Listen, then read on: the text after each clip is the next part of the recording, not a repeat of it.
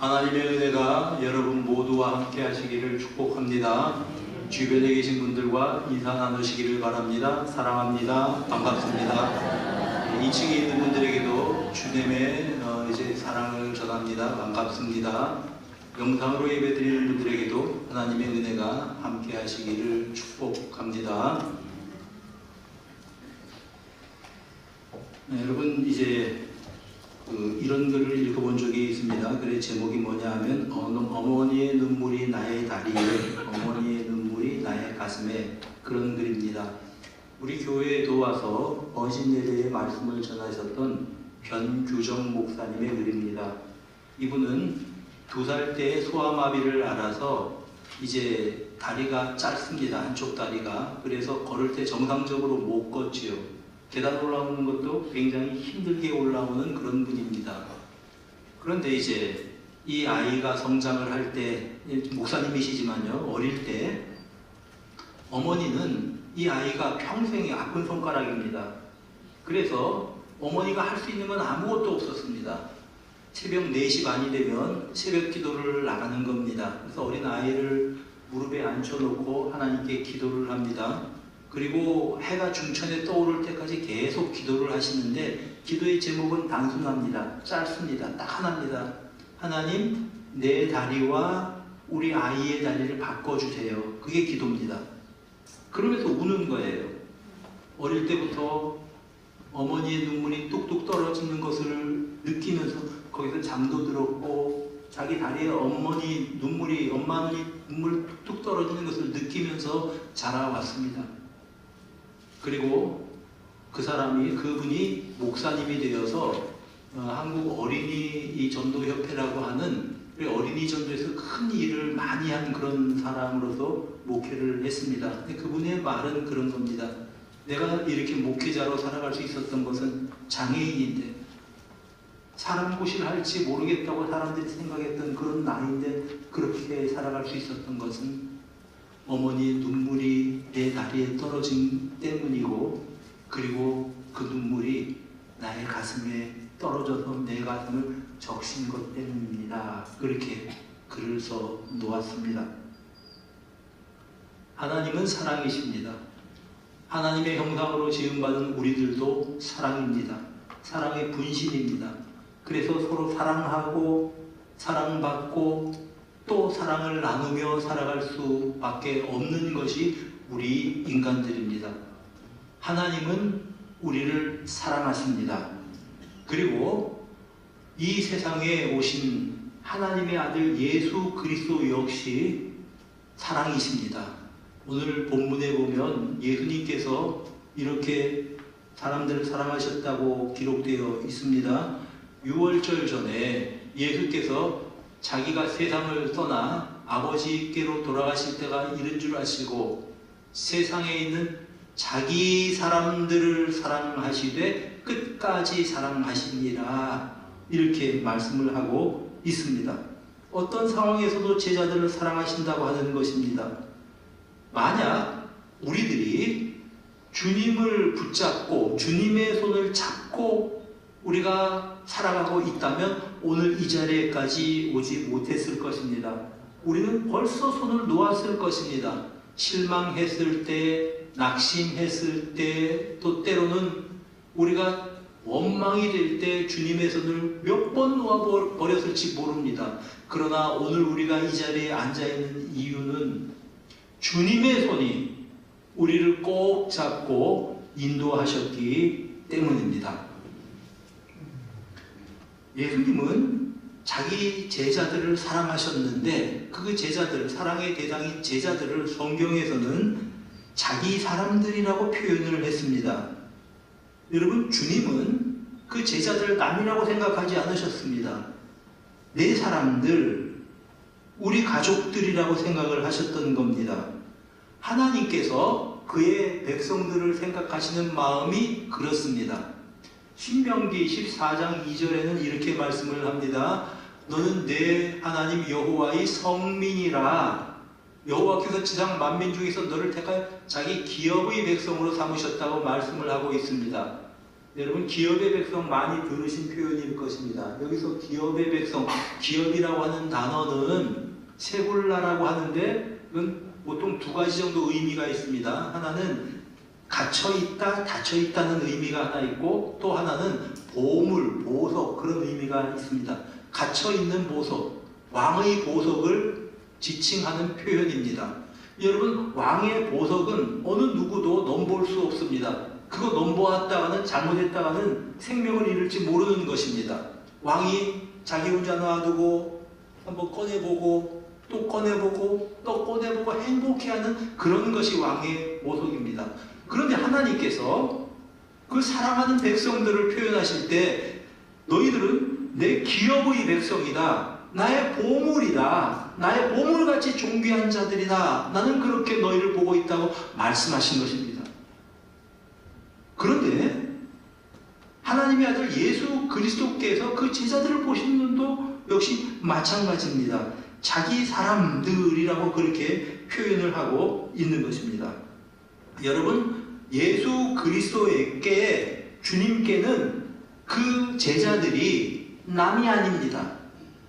내 사람들입니다. 내 사람들. 오늘 이 자리에서 예배드리는 우리들이 예수님이 보실 때에는 모르는 사람이 아닙니다. 남이 아닙니다. 나와 관계없는 사람이 아닙니다. 자기 사람들입니다.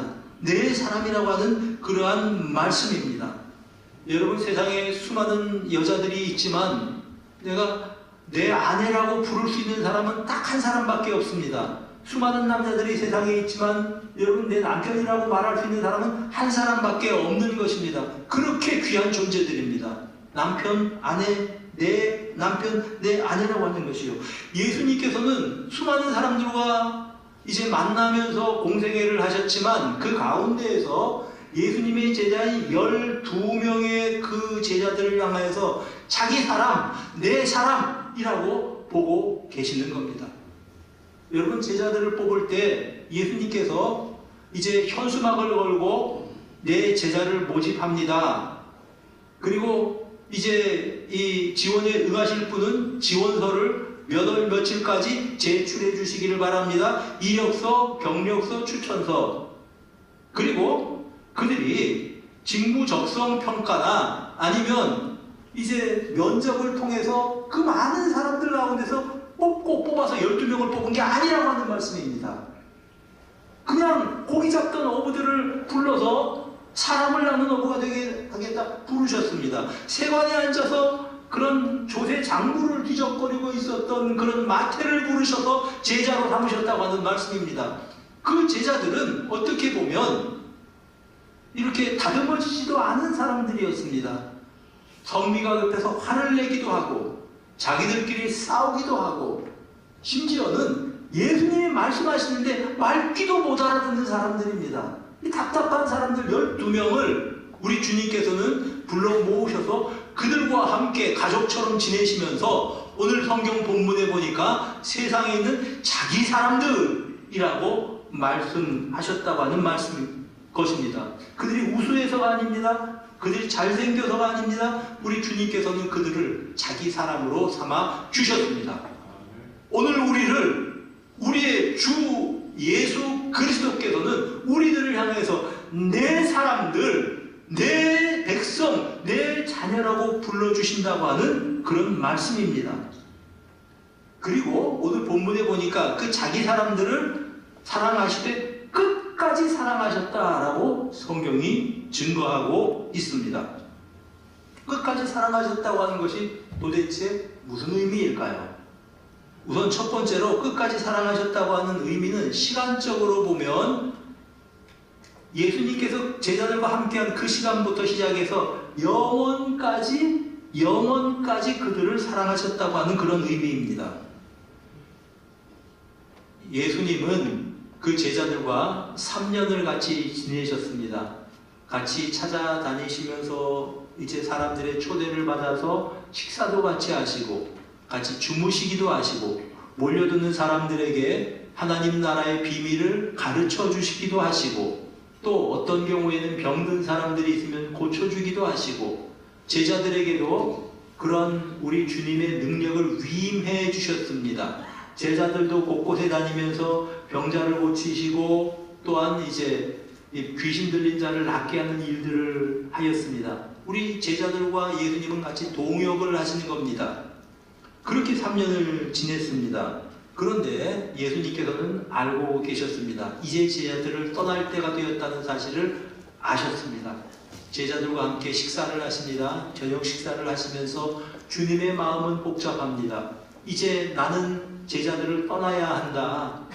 이 밤이 지나면 예수님은 사람들에게 체포되어서 재판을 받으시고 십자가에 처형되실 것입니다. 그 사실을 잘 아셨습니다.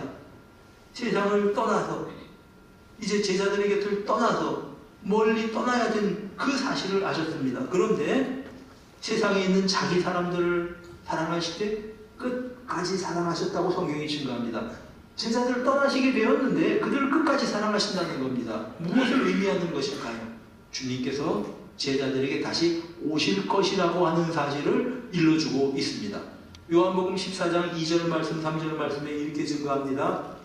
내 아버지 집에는 거할 곳이 많도다. 그렇지 않으면 내가 너희에게 뭐라고요? 일렀으리라. 내가 너희를 위하여 거처를 예비하러 가노니. 자, 아버지 집에 거할 곳이 많다 그렇게 말씀을 합니다. 너희를 위하여 내가 떠난다고 말씀합니다. 왜냐하면 그곳에 거처를 예비하기 위해서. 3절입니다. 한번 읽습니다. 시작.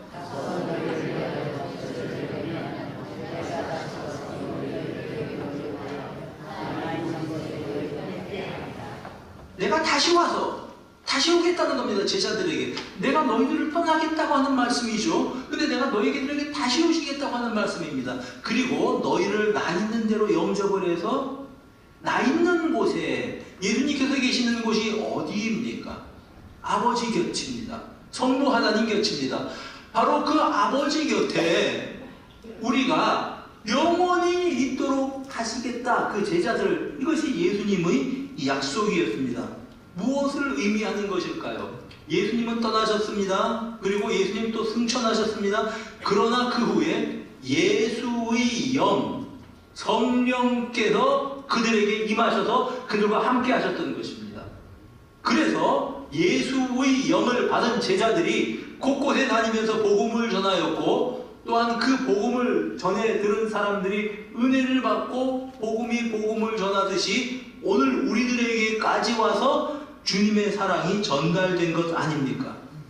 예수님은 제자들을 떠나시지만 그러나 다시 오실 것이라고 약속하셨던 것처럼 우리 주님께서는 오늘 이 자리에 주님의 영이 함께 하셔서 우리와 함께 거하고 계시는 것입니다. 영원까지 이렇게 세상 살아가다가 우리 장로님 그런 기도를 하셨는데, 우리가 그 예수 그리스도를 통해서 영원한 영생 천국까지 우리들이 살아가게 될 것입니다. 그 사람들을 사랑하실 때 끝까지 사랑하셨다라고 성경은 증거하고 있습니다. 우리 모두가 엄마라는 말을 들으면 눈시울이 뜨거워지는 그러한 단어가 엄마라는 단어입니다. 그런데 그 어머니도, 그 어머니의 극진한 사랑도 끝까지 우리와 함께 있지를 못합니다. 아까 서두에 말씀드렸던 병규정 목사님 글을 쭉 읽어보면 그런 글이 나옵니다. 5월 8일 어버이날인데 카네이션을 들고 있지만 카네이션을 달아드릴 어머니는 이 세상에 계시지 않는다. 어머니 돌아가시기 전에 목사님이 찾아가서 자주 찾아뵀죠. 차를 가지고 저 강변으로 바람을 쐬고 들어온 어떤 날입니다. 온몸에 병이 다 이렇게 퍼져 있어서 고통스럽게 살아가고 있었던 그런 상황이었으니까요. 어머니를 이제 차에 바람 쐬고 다시 눕혀드렸을 때 어머니가 말도 제대로 못하실 때예요. 힘을 짜내서 이런 말씀을 하셨답니다. 규정아, 좋은 목사 되라. 그리고 나가려고 하는데 어머니가 온몸의 힘을 다 쥐어짜고 마지막으로 외치듯이 말씀하셨답니다. 그게 마지막 유언이었는데요. 목사님에게 대한 규정아, 사랑한다. 사랑한다. 그 어린 아들을 데리고 다니면서 눈물을 흘리면서 그 아이를 안고 있던 그 어머니, 내 다리가 아이하고 바뀔 수 있었으면 벌써 바꾸었을 겁니다. 그 어머니도 아들과 끝까지 같이 계시지를 못하고 세상을 떠나셨습니다. 그런데 우리 주님께서는 제자들과 끝까지 사랑하신다고, 끝까지 함께 하신다고 말씀을 하고 있는 것입니다. 여러분, 남편이 아내가 얼마나 고마운 사람입니까? 나를 위해서 자신의 삶을 희생하고 헌신한 사람이 나의 남편이고 나의 아내입니다. 여러분, 야곱 같은 사람은 얼마나 아내를 사랑했는지, 야곱이 아내를 얻기 위해서 7년 동안 무노동 임금을 했습니다. 그냥 임금 받지 않고 연봉 없이 직장 생활을 7년 했다고 생각해 보십시오. 야곱이 그런 일을 했습니다. 왜냐하면 라헬과 결혼하기 위해서. 그 7년의 기간을 야곱이 라헬을 사랑했기 때문에 7년을 수일같이 여겼다고 성경에는 기록하고 있습니다. 그 사랑하는 아내지만 야곱 숨질 때까지 같이 있지 못했습니다. 중간에 아이를 낳다 난산으로 인해서 세상을 떠나고 말았습니다. 그렇습니다. 내 사랑하는 아버지, 어머니, 내 사랑하는 남편, 아내 언젠가는 떠날 수밖에 없습니다. 그런데 오늘 성경에서는 예수님께서는 그 제자들을 떠나시면서 자기 사람들을 사랑하시되 끝까지 사랑하시니라. 우리를 사랑하시는 우리 주님의 사랑이, 하나님의 사랑이 끝까지 우리와 함께 하심을 우리는 믿습니다. 우리는 그 주님의 사랑에 안겨서, 그 주님의 사랑의 품에 안겨서 삶을 넘어서 영원히 잇대어 살게 되는 존재들임을 우리는 믿습니다. 예수님께서는 자기 제자들을 떠나실 때가 되었는 줄 알고 계십니다. 그러나 제자들을 떠나면서 끝까지 사랑하시는 주님, 내가 다시 와서 너희를 내게로 영접하여 나 있는 곳에 너희도 있게 할 것이다. 내가 돌아오겠다는 말씀하셨습니다. 그리고 그 약속처럼 성령께서 예수의 영이 그들 가운데 임하셨다고 하는 그러한 말씀입니다. 또 다른 보혜사이신 예수께서 제자들에게 임하셨습니다. 그리고 이 자리에 그 주님께서 오늘도 주님의 영이 이 자리에 함께 하셔서 우리의 심령 가운데 우리는 주님을 모시고 예배를 드리고 있는 것입니다.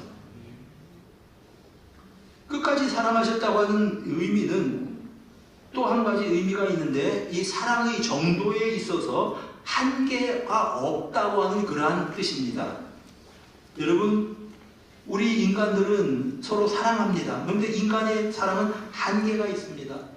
부모님이 아무리 자녀를 사랑하신다고 하지만 사랑하셔도 넘지 못할 한계가 있습니다. 자녀들이 아무리 부모님께 효도를 한다고 할지라도 여러분 한계가 있습니다. 그래서 우리 속담에 긴 병에 효자 없다고 하지 않습니까? 이것이 인간의 한계입니다. 그러나 하나님께서 우리를 사랑하시는 그 사랑은 한계가 없습니다.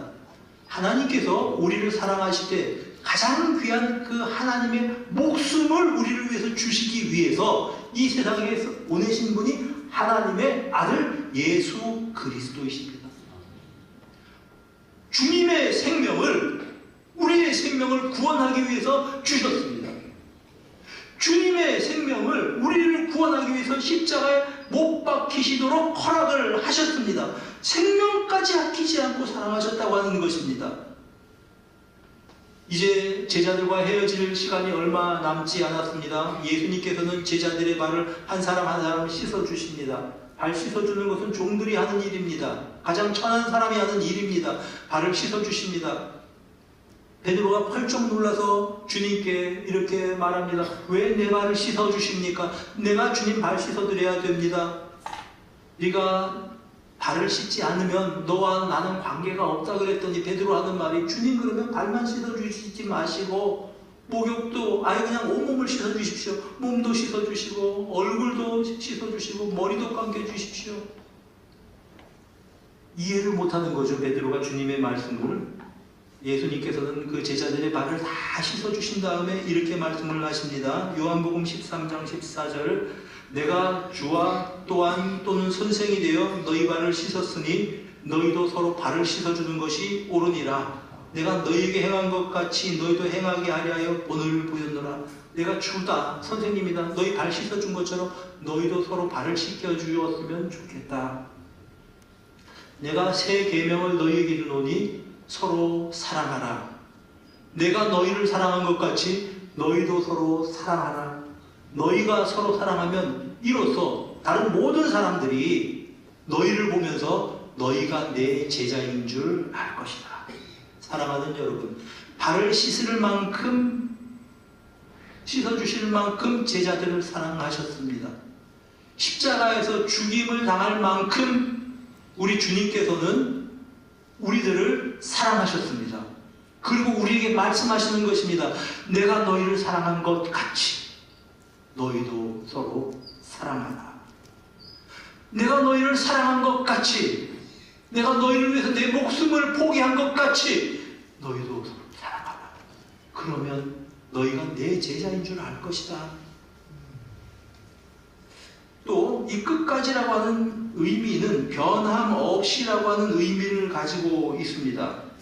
식사 자리에서 주님께서 이렇게 말씀을 하십니다. 너희 중에 한 사람이 나를 팔 것이다. 제자들은 서로 질문합니다. 주님 나는 아니지요? 주님 나는 아니지요? 예수님의 아픔은 제자들과 헤어지는 아픔이었고 공동체가 깨어지는 아픔이었지만 제자들의 아픔은 혹시 내가 주님을 배반할 사람이 되지 않을까 하는 아픔이었습니다. 다시 말하면 예수님의 생각과 제자들의 생각은 굉장히 다른 거죠. 나를 먼저 생각하는 것이죠. 제자들의 생각은. 예수님은 모든 걸 다 알고 계셨습니다. 요한복음 13장 2절에 보면 마귀가 유다에게 예수를 팔려는 생각을 넣었다고 말씀하였습니다. 쉽게 말하면 유다 한 사람은 그 가운데 앉아있는 예수님의 제자 한 사람은 사실상 마귀였다고 하는 말입니다. 마귀의 마음이 가득 차 있다고 하는 말입니다. 그런데 예수님은 그런 유다의 발까지 다 씻어주셨습니다. 여러분 제자들은 이제 예수님을 체포하러 사람들이 올 때 다 도망가 버릴 것입니다. 다 버리고 도망가 버릴 것입니다. 마치 갈대처럼 바람이 불면 누워버리는 갈대처럼 다 뿔뿔이 흩어질 것입니다. 예수님 그거 다 알고 계셨습니다. 그런데 그런 제자들을 사랑하셨기 때문에 긍휼히 여기시기 때문에 제자들의 발을 씻어주셨다고 하는 말씀입니다. 나중에 예수님께서 부활하신 다음에 제자들 뭐하고 있었습니까? 갈릴리로 가자 그래서 제자들이 다 몰려가서 물고기 잡고 있었습니다. 그들을 찾아가신 예수님 그 가운데 베드로에게 질문하십니다. 요한의 아들 시몬아 네가 다른 사람들보다 나를 더 사랑하느냐? 주여 내가 주님 사랑하는지 주님께서 아십니다. 여러분 그게 무슨 뜻일까요? 여기에 담겨져 있는 베드로야 사랑하는 아들아 내가 너를 사랑한다. 내가 너를 사랑한다는 주님의 고백을 우리는 여기서 보게 되는 것입니다. 사랑하는 여러분, 세상에서는 너 한 사람 없으면 다른 사람으로 채워넣으면 된다고 생각합니다. 직장 생활할 때 한 사람이 사직을 하면 또 이력서 받아서 한 사람 뽑아서 쓰면 된다고 생각을 합니다.